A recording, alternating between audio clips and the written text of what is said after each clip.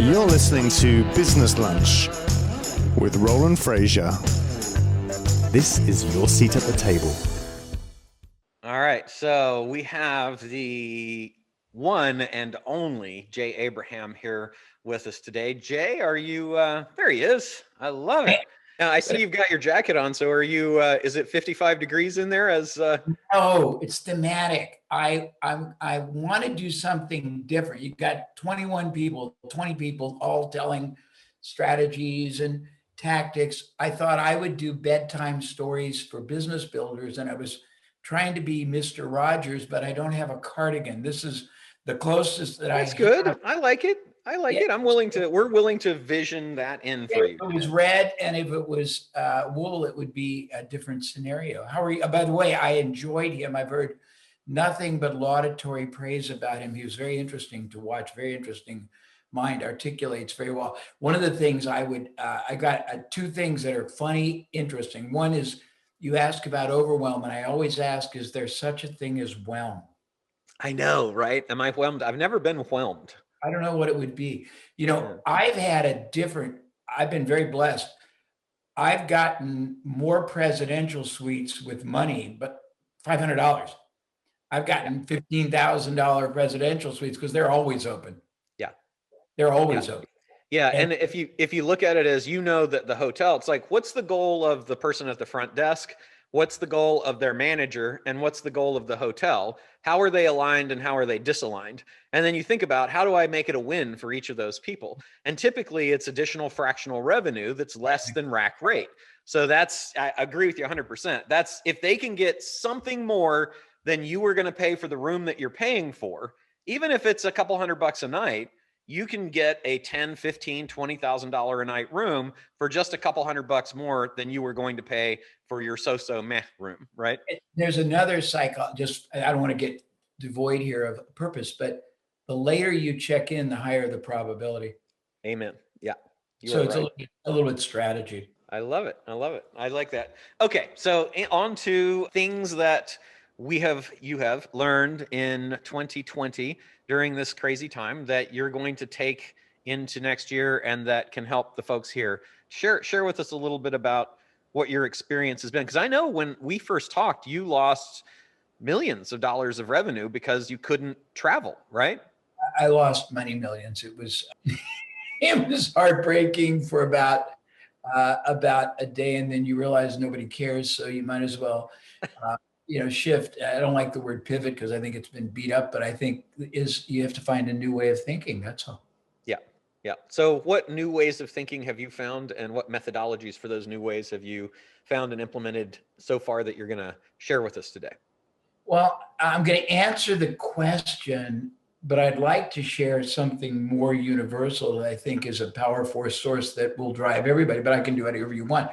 So, in all honesty, my kind of a business has always flourished in adversity.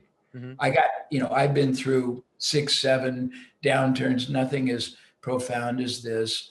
And I have been trained to see opportunity in adversity. And so I've been able to very, very methodically go to people, calm them down, show them 2 or 3 things. One, it doesn't really matter if the market's flat or even dropping. As long as there's a market, there's opportunity, because most people are getting a fraction of the yield in a whole litany of ways.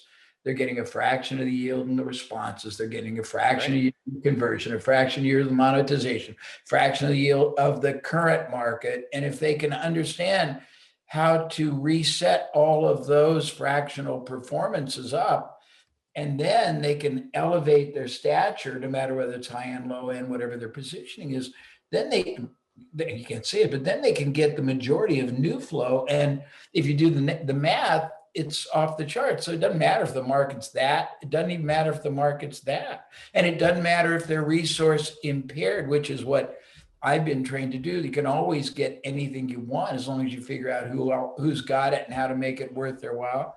Okay. So I teach people to think much high performance, if that makes sense. And I'm not, as you know, a digital master, but I teach people how to make all of the performance dynamics produce far more for no more effort. And it's And it's really a powerful understanding in this kind of a market.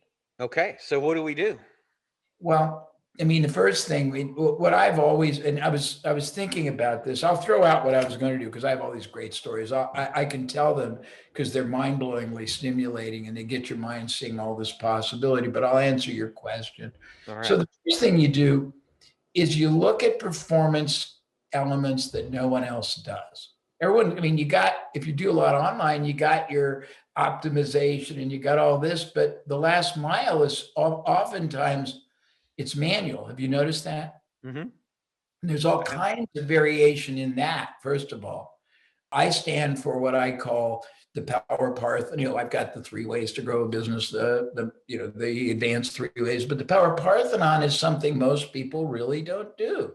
They default to one primary source and they don't realize there's all these other ways to penetrate a market. There's all these other ways to collaborate with people that have the market. There's all these people that have access to the market before, during, after.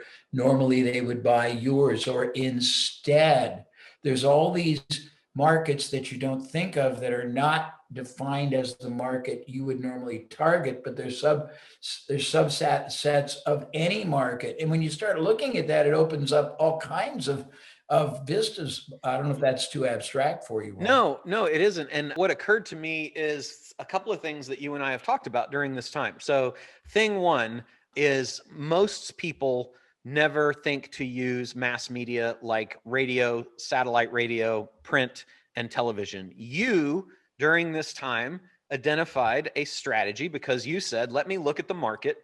And towards what you said, look at performance elements that no one else does. This is like a whole media element. Would you talk a little bit about the strategy that you had, what you did with the radio stations, and how that's been going? Because that's something that I think everybody here could think about doing locally or nationally. Yeah, and most of the stuff I do is high end for myself. But just to give it in context, in the last year, we helped a client go from 40 million to 140 million plus, just by showing them that they could access their market. You probably heard them if you're in any car and listen to Sirius. They do timeshare contract cancellation. And all we did was show them that if they bought media at full rate, they would lose their ass. But if they bought it from people that had access to remnant standby, they could buy it for 85% off. And at 85% off, all of a sudden, something that loses its ass is very profitable. And then when they did that, we were able to get them the same thing on cable. I mean, cable networks at about 85 off. And all of a sudden, they're the biggest advertiser in the sector. And they're making, the guy's making $40 million a year just because of that distinction. I had 500 radio stations for the bulk of COVID that were totally willing to do anything. Their sales were down. If you understand radio, a newspaper's the same thing. Online is much better or anything that is electronic because the cost is almost nominal. But when the day is over, the issue is done, the hour expires, they can't save the advertising opportunity. It's gone forever. So it's just like the analogy of a hotel. And it used to be the same with things like cruises, and hotels are the same thing, but they need to monetize it. I had 500 radio stations and I could have had 5,000 that were not doing well. They had unsold advertising that was just dissipating, and they were willing to do rev share, lead share. They were willing to let me package events they could do virtually. They were willing to let me go into their market and engineer rev shares with providers, home improvement. I mean, there's opportunity galore. The first thing you have to do is ask, who and how many different ways who has my market? How many ways can I reach the market? How can I move fixed costs to variable, at least until I have some quantification? And that opens up, I mean, in my life, that's been the mother lode of opportunity. And Roland, because I know it's tight, and I was going to tell a bunch of cool JV type stories, but if you want to take me in a different direction, I'm all for that. You guide me and I'll follow judiciously. I want to do these two things in particular because they were really smart that you did. Not that everything isn't really smart. These were smart and applicable to this time. How about that? So the strategy with the media reaching out to the radio stations, you did that through direct mail, traditional direct mail. Is that correct? Yes. Okay. So if somebody wanted to try that, There's two ways. I happen to have known him because I served him for a couple of years, but the guy that owns the definitive journal for radio management, and I've helped him, and I do a lot of things for people after they're done being clients because I know there's always reciprocity. And he lent full endorsement to me to in a couple of e-blasts, and then we sent letters concurrently.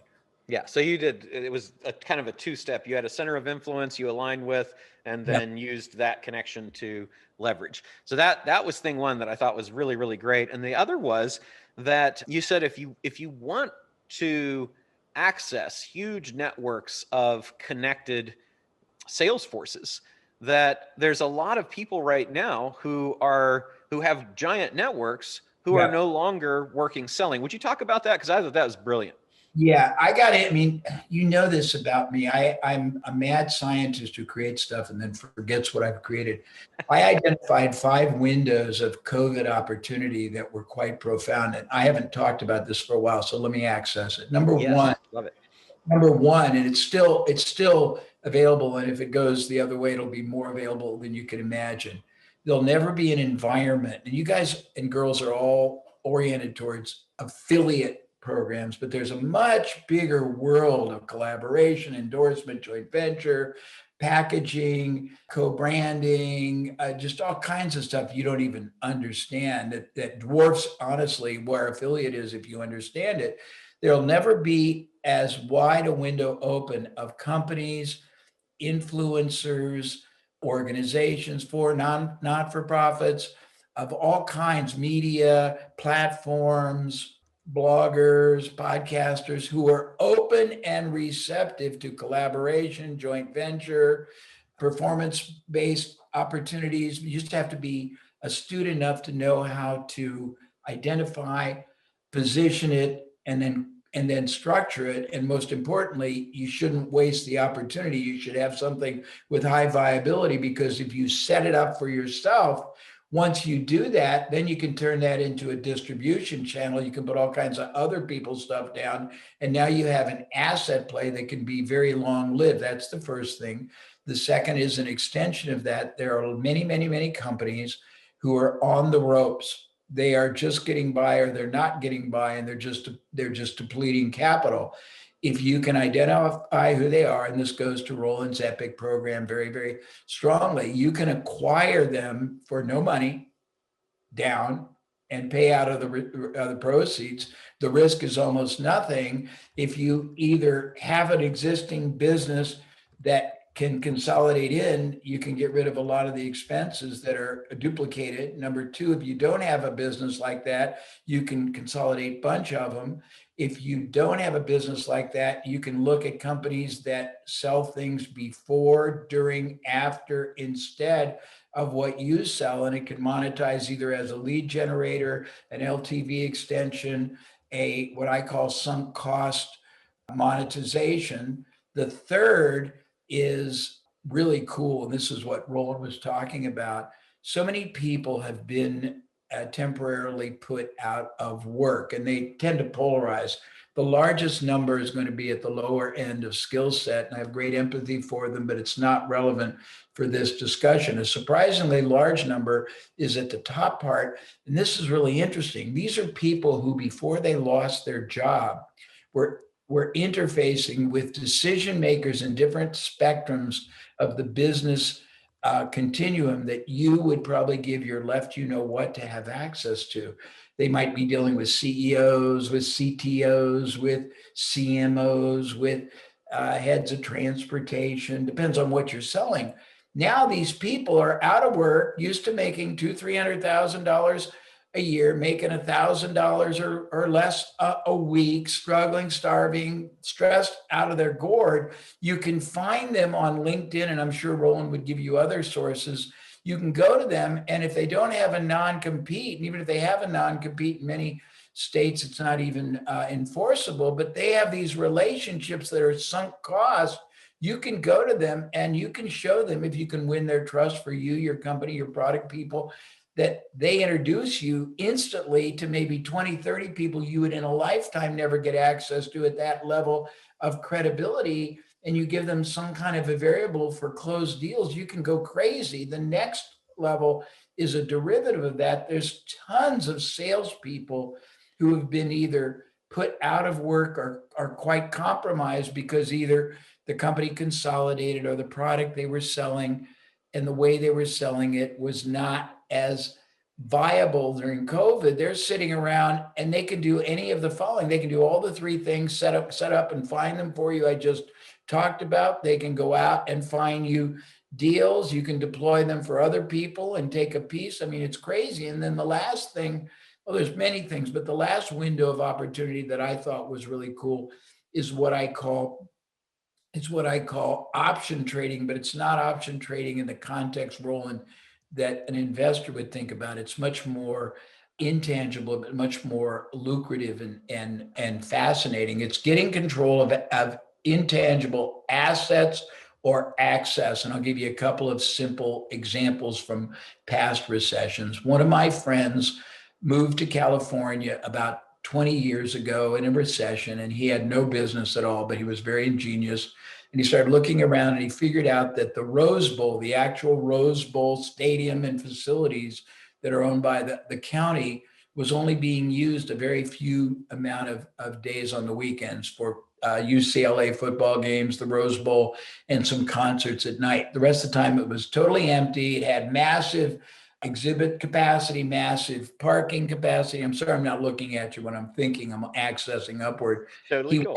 He went to the county, he negotiated a deal to turn it into flea markets on all the days and times it wasn't being used on the weekends and holidays.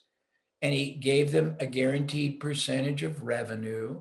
And he built into it a renewal, and he had a little slight addition that he could partner with somebody. He didn't know one iota about flea markets, but as soon as he had the deal tied up, he found the number one flea market management company in the country. He got about $500,000 advance against his percentage, and he ended up making millions and millions just for flipping it. There are, if you think about it, if you look at whatever you do, and a lot of you are competing viciously with one another, but if you find other companies doing something like that or similar, most of them, if they're successful, they've created methodology, they've created processes, they've created systems, techniques that are higher performing than the norm, which gives them advantage. If you can figure out who they are, you can acquire the use of that for either a fee or percentage, or a percentage of the savings or the efficiency.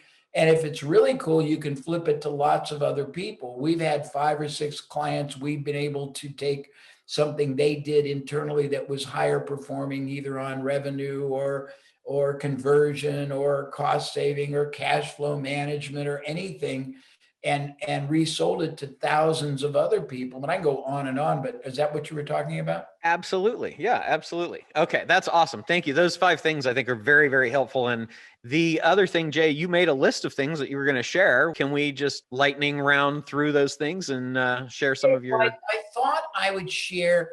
I mean, I have about 100 stories that I've done for myself, or clients or partners have done that generated very, very literally billions of dollars. And they're all predicated on thinking differently.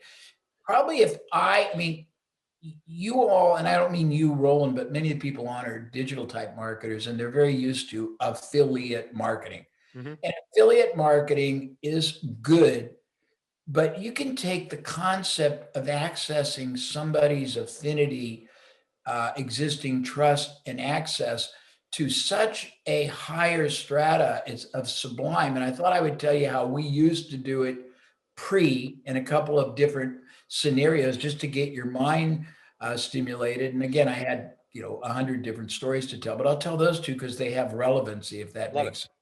So probably the first thing is, before I did $250 million of seminars myself when I was younger, in 2 years and spent maybe 200 grand fixed to do it because of a process that I will tell you secondly, but I'll tell you first how we did $500 million a year for a company with no fixed investment. It was all variable. I was in the gold business right when gold was re-legalized. Everyone else was running ads in financial publications. I realized that the financial newsletters were the real source. I went to all of them and I did the following. I did not just say, hey, will you endorse us? I said, well, can we become your recommended provider? And as such, will you do the following? Number one, every time you get a new subscriber, let us send, just like you'll send a welcome packet, let us send to you or direct to them a welcome packet that gives them the overview, understanding, and the perspective of hard asset investing, gold, silver, rare coins. Second, let us underwrite 4 times a year a special edition newsletter that you can send out all about hard assets. It'll be perspective and interviews of prominent people. We will pay the cost. Number 3, let us underwrite regional programs where we will bring an iconic person. Our president will talk, you will talk. You can have all the front end profit. Number 4, give us joint tenancy of the names of everyone comes in, and we gave them a share. Number 5, when your marketing piece stops working, and most newsletters back then, their model was that it had to break even, and break even was one of 2 criteria, Roland. It was either breaking even with fulfillment of the newsletter, or breaking in without. Fulfillment was only about $6 or $8 a year. Right. If it's below that, we would take over the marketing. I would fix the headline, the proposition, the risk reversal, the bonus, the call to action. We would underwrite it for half of the upside if we made a profit, joint tenancy, because those leads were valuable to us. Number 6, if it stopped working there, most newsletter offers were front end loaded with bonuses. We would take the offer, then modify it to a gold lead offer with that bonus, because I could reduce our negative cash flow lead generation cost by about 80%. Yep. So I'm saying you can take the concept of affiliate marketing to such oh, by the way, and I never, ever had the same message to any list because there was so much overlap. I would take the time to create separate communications that uniquely articulated the voice and the market, so that people, if they were on 7 different lists, instead of getting the same thing and thinking it was basically, predictable, would say, geez, each one of the people that I respect is saying something very unique. So very different strategy. When I did seminars, we had a really cool strategy. I would go to the list owner, mailing pieces, and I'd already made most of them, and it's about trying to be arrogant, millions of dollars, so they were willing to sign the most outrageous and audacious letters for me. But the first thing we would do is send a letter out offering a 1-day $50,000 private consult. Right. That's what I was charging then. And we would feel blessed if we got one. It would break even the 100,000 piece mailing. But it was audacious. Then we'd write behind it with a letter from the endorser saying, so many of our people contacted me and said that was the most audacious offer they'd ever heard. How could anybody charge $50,000? I'm talking about 25 years ago, for a day of their time. But somebody who must be interesting and talented and skilled enough. Is there any way you could figure out how to make him affordable? Right. And then the letter said, I asked JD, he said, sure, get 500 people together for $5,000, economies of scale, I'll do it. And then we would do the seminar, it would sell out. Then we'd go behind and say, so many people said they couldn't attend. Is there any way they could experience it themselves? Then we would do the home study that way. Then we'd go behind and sell Mr. X, and then we'd start over again. We also did a reversal of that. One of the things that I think, just an observation, and you're so much closer to it, that the online world today has lost track. They understand funnels, but I don't think they understand nuances. Mm-hmm. I think nuances are very important. And the analogy I use for nuances is the way that a boat goes through the Suez Canal, and it's different than funnels to me. It's semantics. It's understanding how to really distinguish and position. It's all kinds of things that are the nuclear part of the whole process. I love it. I love it. I like that.